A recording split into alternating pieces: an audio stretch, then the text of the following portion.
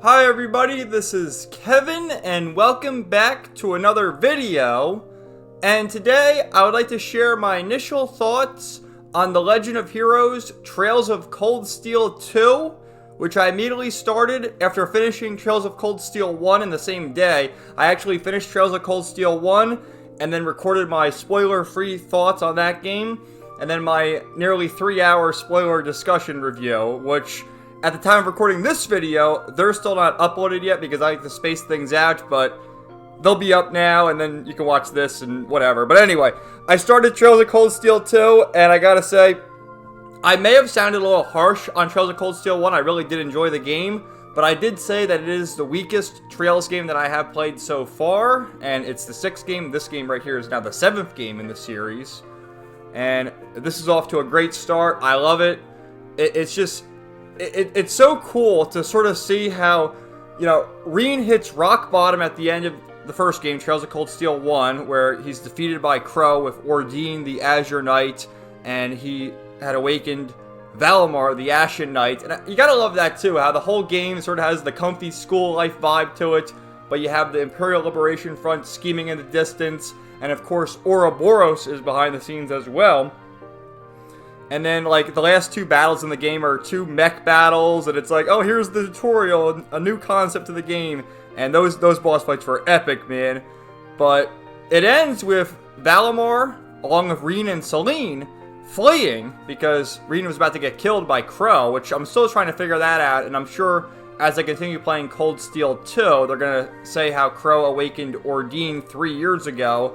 And I still have my theory that Crow is perhaps a member of Ouroboros, perhaps an enforcer now, working with Vita Clotilde. So, there's that. And I was honestly kind of shocked because this game, while it does take place immediately after Cold Steel 1, not really, because a month has passed. And what was Reen in a coma, or what was the deal there? Because he woke up in the snow. You would think if he was in the coma, he'd be inside Valimar, but I guess Selene was watching over him or whatever, so that's cool. But yeah, and I love the whole searching for friends aspect to it. It takes back from Trails to Azure, in the final chapter, Lloyd, Wazi, and Zeit regrouping with everybody. And I had speculated, Selene is going to be like Zeit, join the party or whatever, but that's not the case. Maybe it still might happen, but I think we're a little too far past that because there's 5 party members in my group now, 8 hours in. And I love that the first party member to join Reen is Toval, the Bracer. And thinking back, in every one of these games, every arc, the Sky arc, the Crossbelt arc, and now here in Erebonia, whenever things go south, it's always the Bracers who show up and save the day. Estelle and Joshua, Shera, Agate, even Cassius. Then, same thing in Zero and Azure. When shit hits the fan at Zero, Estelle and Joshua are right there. We have Michelle in the Crossbelt Bracer Guild with Arios, and Scott and Wenzel, and the 2 ladies who, Aulia and Lynn, right? Those are their names. So many characters, but you get the idea.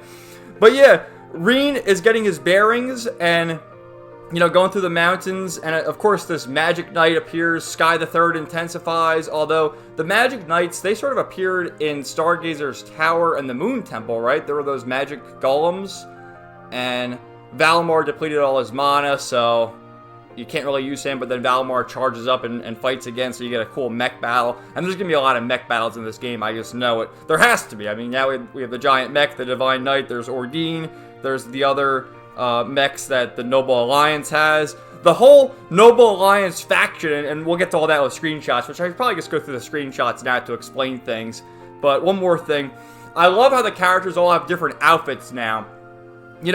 It had its purpose in the first game where they're class 7, they all have their school uniforms, but now that they've sort of become refugees here because they're all being hunted down, at least that's what we learned from Machias, and, his father was arrested for treason, Governor Regnitz, Karl Regnitz, so Machias was in hiding, and then he was with Elliot and Fee, and there's groups of 3 all over the place, so they're all in hiding, and they change outfits. I like how Reen has a winter coat on now because we're in December, time has passed, and it's cold. And he was found in the mountaintop. So, beautiful artwork here of all our characters. You see Reen right there, Elisa's next to him. Over to the left, we have Fig, Laura. back-to-back, Machias and Eustace, two best bros now. Gaius in the distance, Ellie in the distance, looks like Emma all the way to the right. And I believe all the way up top is the Courageous, Prince Oliver's ship, which, yeah, that was the other thing I sort of speculated at the end of Cold Steel 1. I sort of knew there had to be new party members to rejoin, and we have Toval and actually early on Elise, Reen's sister. But as for other party members, I forget who I even mentioned. Maybe Prince Oliver. I wouldn't be surprised at all if Prince Oliver joins the party. And Muir. So here's the opening. There's the beautiful Elisa. I love her new outfit. Can't wait to see more of her. The Isengard range, that's where Valimar crash landed. Because, yeah, they gave the order, I think it was Selene gave the order for Valimar to get as far away from here as possible. And this is all the way to the north of Erebonia. Right near Ymir, Reen's hometown. So we meet Reen and Selene, the talking cats, of course. This is the opening, or maybe I already went by. Valimar has used all his mana, so he can't do anything, and Reen is just distraught because, he wants to help his friends. And it's been a month. That's why, Reen wakes up on this mountain, lying on the ground. You would think if he's in the coma for a month, he's still in Valimar, but I guess he was moving around and was Selene feeding him, or he's just in a coma? What was going on there? But, almost immediately after the first Cold Steel game. And now he's confused why she's a cat. Yeah, and Selene also explains that she's a familiar here. And how Emma is a witch of the Hexen clan. Which also connects to Vita Clotilde. Who I don't think is Emma's sister, but in a certain sense is her sister. They're part of the Hexen clan. So maybe they're not blood related, but they're connected in some way. And we see the Magic Knight here, Orthheim. Look at this beast. So lots of mech battles in this game, and we fight them, but of course we don't win. We lose. And then this scene, he's thinking about Elisa. I think that has to do with the bonding scene. This intro, I think, is dependent on who you had the final bonding scene with in the first game, which for me was Elisa, of course. And then to the rescue is the legend Toval, along with Elise and Princess Alphen, which was so cool. And I love Toval's just his whole demeanor, his look. That's his Arcus unit right there. I was gonna call it the Enigma. That's what they're called in the other games. But it has the Bracer Guild logo on it, so it's almost like he's a police officer. The Bracers and the SSS are totally not the same thing. But his weapon is a baton. And his little trick is he has an accessory that makes him cast arts faster than anybody else. And just such a beast, man.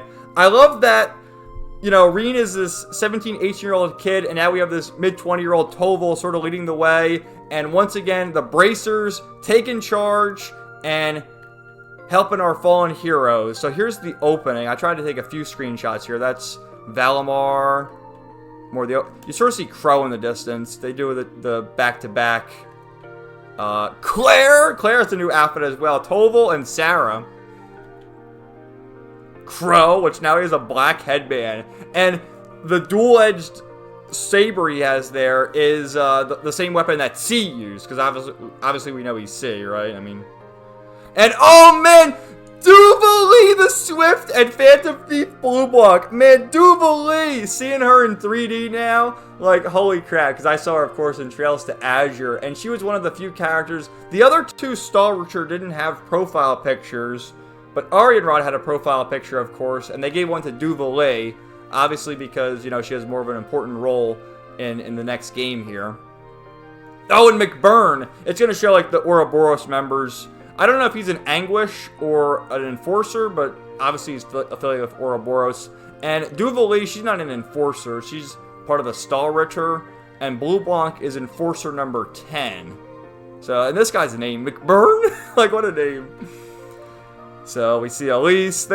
Oh my god, I talked about this in my spoiler video and how it's just, they sort of ship these two. And it's okay. It's kind of like Estelle and Joshua, but not really. We gotta chill, Falcom. Chill a little. And because Princess Alphen's egging him on, I would have thought the warmth of your dear sister pressed against your chest was proof enough of that. Oh, yeah. So, and this is the first time we meet Reen's parents. We saw them in the pictures, but now we see him, Baron Theo Schwarzer and Lady Lucia Schwarzer. Looks like they have a photo up top there, too, of the family, right? So that's cool. And they save the day. Prince Olivert, he remains unknown. I'll skip through a little bit of this stuff because I have a lot of screenshots. That's the prologue, Depths of Despair. We see Annabelle, which I guess because Kenneth's not here, she's our new guide with fishing. And actually, I think she mentioned his name, right? You wouldn't happen to know a young man named Kenneth, would you? Yeah, Kenneth Blakehorn. Oh, and Reen, he gets everyone the head pats. Like, what's up with that? Oh. And here she is trying to ship Reen. Reen, your sister needs you. Like, chill, girl, will you? Talking about Oliver going to Liberal. And lots of other stuff. Is Toval egging him on, too? Oh, yeah, he got a call from an unknown person 2 days ago on the Arcus. They didn't say who they were. And to come to Ymir and meet up with Elise and Alphen. And the Jaeger Corps, yeah, Zephyr is involved, Ouroboros, all sorts of crazy shit. And this is the same time in Crossbell where the White Ion destroyed Garrelia Fortress. So at this time, Lloyd has just been arrested, right? So Lloyd is getting ready to break out of prison with the homie Garcia Rossi. And like, here we go again. So Ymir is the home of Hot Spring. So Reed's like, oh, I gotta clear my head and go to the Hot Spring. And his sister, oh, I'll join you. I'll scrub your back, brother. Come on. That's exactly what she says. The least I can do is come and wash your back. Okay. Oh my god. There's a funny line with Princess Alpha, which I have here somewhere. And I guess she was trained by Master Ka-Fi as well, because she joins and she uses a sword. And there he goes, head patting again. Oh! And yeah, so she shows up. What a heartwarming sight I happen to stumble upon during my humble quest, as she's in her robe holding Celine as well. And, yeah, stumbling. Ah, the bondship between siblings is truly a miraculous thing. Not only do you share an unwavering kinship, but you'll also have the tender embrace of skinship within reach. Oh my god, they're gonna wash each other's backs. I don't fucking know, man. You just take it for what it is. And he's headbatting Celine now. Reen the madman. But anyway, they're all gonna make their way and check on Valimar. And I thought this quote was hilarious. They're talking about Blue Blanc. I wasn't really planning to, but we didn't have much choice thanks to Blue Blanc and his antics. Blue Blanc, huh? Yeah, that sounds like his thing. Once he's latched onto you, it's a one-way trip to Crazy Town. Blue Blanc! So, and this was cool, too, how it sort of shows you the power level of the characters early on. That's why I took this screenshot, where Reen, I think he started the game at level 40, which, you know, I always thought the levels carried over in the Trails games, because I did import my save, and I got some items, but I was like level 70 at the end of Cold Steel 1, and it started me at level 40, but you know, you have Toval a few levels higher, and then Elise a few levels below Reen. So I thought that was a nice touch. Toval's S-Craft is so badass. And I love how he's holding the Arcus unit with the Bracer Guild logo. And he's like, this is gonna hurt! Get ready! Rebellion Storm! Like, the way he screams it is so badass. I fucking loved it. And then Elise, I forget what her S-Craft was, because she's only in the party for a minute. But, you know, I got a screenshot of it anyway. And that's like the, what happened in their past, where he had that awakening power, right, that he had in the first game where his hair turned white. So who the fuck is that? I'm sure we're going to figure out who this Shadow is later on in this game. But anyway, this thing shows up. Of course, we didn't defeat him, so we got to fight him again. And he calls Valimar the Ashen Knight. We have an epic mech battle. And this guy just looks so badass. So, and then they see Grianos, which is the familiar of Vita Clotilde. Right? The Azure Abyss, the second anguish. And there she is. Looking lovely. But she's here to sort of, that's why they don't really say that Crow is a member of Ouroboros, but everything is just connected that way. I mean, now he's called the Azure Chevalier, and she's the Azure Diva, the Azure Abyss. So I don't know, it just all connects, right? So Crow, he's connected to her somehow. I just don't know it yet. And they hear gunfire in the background, talking about Duke Alberea. And so the Jaegers show up. And that's where she's talking about the sisters. So, yep, these guys are the Northern Jaegers. And they're here to take back Princess Alphen. Which this just reminds you of the Red Constellation. Like the same weapons and whatnot. And Baron Schwarzer shows up and he's ready to do battle. Which he does. But then they fucking shoot him. And this is kind of bullshit. Because look at all the blood around him, but he's still alive. Like, I thought they killed him, and I was like, holy shit, they killed Reen's father already? Reen and Elisa's father? And you see, like, the pool of blood, but he did survive, so there's that. And this totally pisses off Reen, where he goes into his berserk stage. And, yeah, Tobo's still breathing. But, I mean, let's go back a minute. Like, I don't know.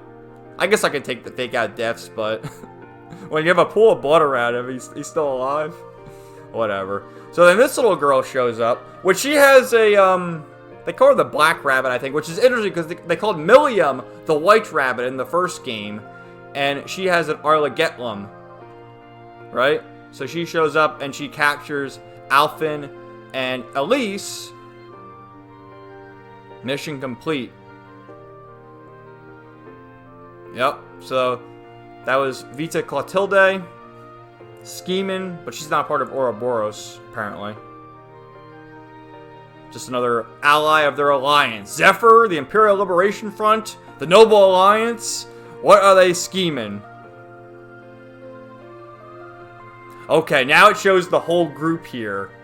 Which, this is crazy, man. So right away we see Rufus, which, man, so is Rufus a bad guy? Because I was under the assumption that, you know, Prince Olivert, Rufus, Carl Regnitz, and Arena Reinford were all sort of good guys, and they were all with Olivert and his idea in that they wanted to, you know, sort of bridge the gap between the nobility and the commoners. But here we have Rufus with Duke Cayenne and the others. So there he is, Duke Cayenne and then Crow. Which I think Duke Cayenne is voiced by Ray Chase. And he had like one line in the first game. There was like that one scene when they went to Legram and it showed the two guys from Zephyr. So they did the subtle foreshadowing there. And this General Wallace, he was, I think, at the Garrelia Fortress. So, yep, they're talking about the Crossbell's White Ion. And here's the whole crew, man. So, the two guys on the right are of Zephyr. We have Scarlet and Vulcan. And then Duvally, Blue Blanc, and McBurn. So, they're all working together. But, because Duvally said it right here. Don't forget, we're not here for you. We won't be working together forever. There's going to be some sort of backstabbing betrayal. Because with Trails games, there has to be a twist villain. Like, no one here is the real villain. It's going to be the big twist villain that will be revealed later. So that's the end of the prologue. Let's just see what else we have. So yeah, they set off. We get a nice moment where Reen says goodbye to his mother because his father's in bed recovering. On my honor as a member of the Bracer Guild, I'll do everything in my power to see your request through. Hell yeah. I love the Bracers, man. So they go to Valimar, and the Gordios class robot, that's Potomater he's talking about, which Potomater could speak. He spoke to Ren. So, this reminded me too of Trails to Azure. When you get the Merkaba, you can use like the Septium Veins, and that's how you do the fast travel with the Merkaba, at least when you're going around the world again in the final chapter. And basically, Valimar says that when Reen became an Awakener, all his other classmates were sort of in it with him, and they share a bond. So maybe it doesn't make sense. The power of friendship, be damned, whatever. But Valimar is able to pinpoint their locations, and they're in groups of 3. There's 3 in Celtic, there's 3 in the Nord region, and then 3 in Legram. So Celtic, I already regroup with them. That's Machias, Elliot, and Fee. Nord, obviously Gaius will be there. I don't know who else will be there. And then Legram, obviously Laura will probably be there, right? So we'll regroup with all of them eventually. And get some good stuff. So they travel. And here's Act 1. They don't call it chapters in this game. It's Act 1. And they make their way there into the forest, into the nature park north of Celtic. And the higher elements are active. Of course they are. And I like this too, how I'm assuming as I continue playing the game, the title screen is going to change. So right here we just have Reen, Toval, and Celine. We fight this monster, which we fought him in the first game too. And then you unlock Overdrive with your Arcus unit. So a new ability, which I guess is kind of like the combo S-Craft in Zero and Azure. And again, it's cool how each game you get more and more features added, and it's just badass screenshot of Reen and Toval. So, and they're like, well, how's this power work? Well, it's because you're an Awakener. That's how it works. So yeah, they make their way there, and they start talking to people. This guy, yeah, Johnson, this was the drunk guy from the first game, and now he's reformed. He has his job as park ranger again. And he recognizes Reen. And you also see, so yeah, everyone's been separated from the class. Here's this from the Septian Church. May Adios be with you. I love how they make the church the good guys in these games. And yeah, we run into Becky, who, I don't even think I talked about Becky in my other videos, but she has like this southern accent, at least the way she speaks here. Like, yeah, you tell me all about the Blondie here while you're at it, and you're, like, spelled that way. So it's just funny to see all this stuff. Everyone's drinking away their sorrows. And Anton! Oh, shit! So, yeah, Anton and Ricky have been separated. And Ricky's in Heimdall. Which is, like, ground zero for the war. So, eventually... Who's over here? Reen, you absolute madman! What are you doing here? I think this is Becky's father. And these assholes from the Provincial Army are talking to the sister from the church, who turns out to be Rosen from the school. Right? So you see her. This is what's going on at the war. Governor Regnan's arrested. Right? And then they get a note, which they think it's Phantom Thief B, which I thought, oh shit, we're going to see Blue Blanc right away. But it's actually a note for Machias to find him. We find him in the windmill. And this was such a great scene. And again, like, I didn't really know who to expect to see for the first party members. Again, I'm glad we got a new character right away in Toval. And obviously they're going to save Elisa near the end, because, you know, whether people like it or not, that's what Falcom sees as the canon relationship. That's what I see as the canon relationship, so I would hope that'd be near the end. But Machias, I liked Machias in the first game, but he's not like one of my absolute favorite characters. And just seeing him right away and how they embrace, they give each other a hug, it's like, it's such a sweet moment. I'm glad you're alright. Like, such a bro moment here. I love it.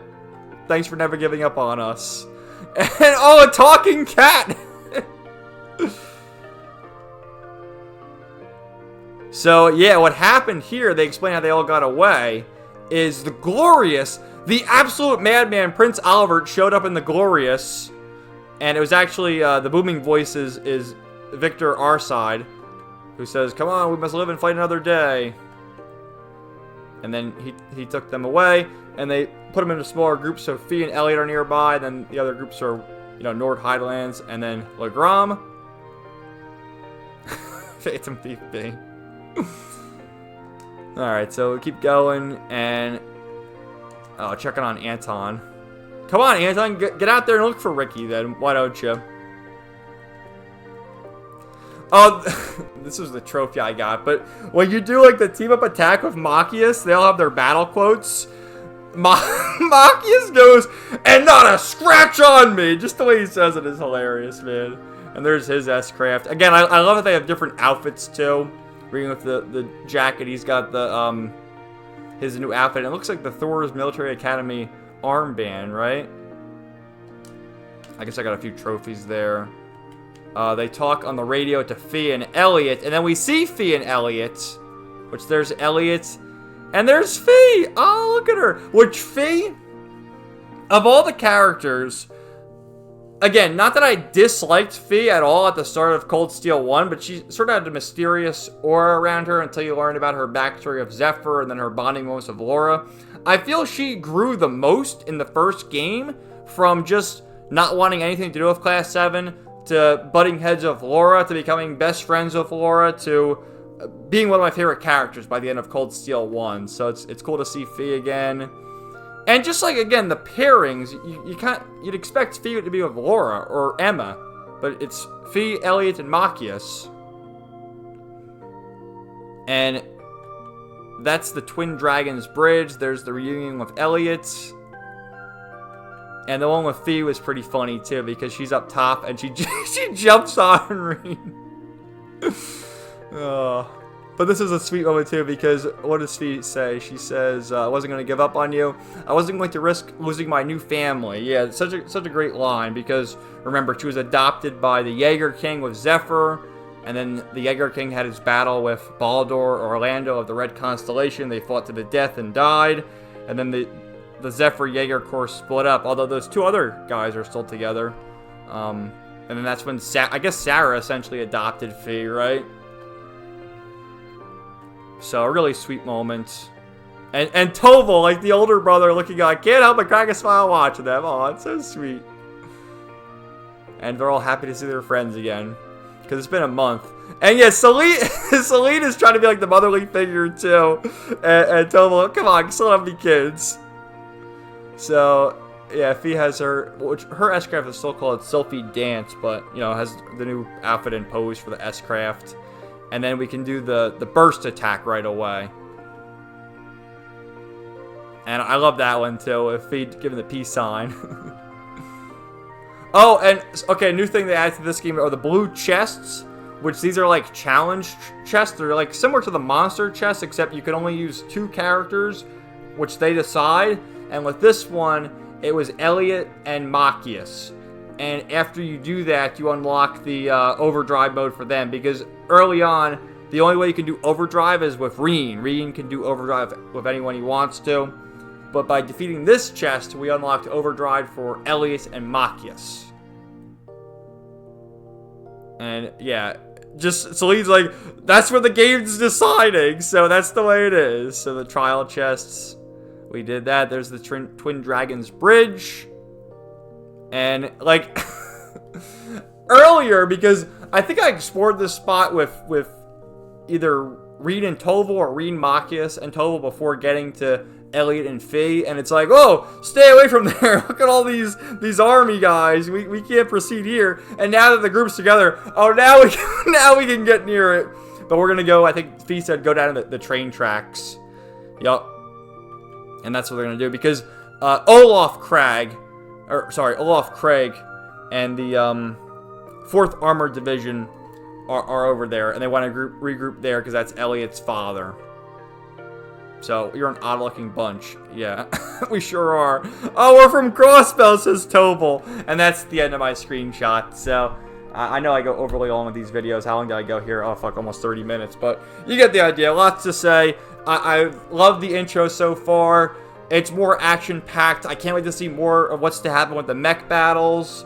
I'm sure the reunion with Elliot and his father will be nice once we make it through the Twin Dragons Bridge. And then, which is the next group we're going to encounter? The Nord Highlands group or the Legram group? And what's going on with Sarah? Because I think maybe I went through the screenshots too fast because I did have a lot of ground to cover. But I think the one woman at the tavern in Celtic was talking about what's going on with Sarah and Toval. Oh, she's Sarah. She can handle herself. So I'm sure we'll see her. And also, Supermaid, Enforcer number 9 of Ouroboros, Sharon Kruger. I would assume she is with Elisa as well. Yeah, so that's another theory I'm throwing out there, but I look forward to continuing playing this game. Thank you guys for watching this video. Let me know what you thought in the comments down below, and stay tuned for more videos coming soon. Everybody have a great day, and peace out. 99.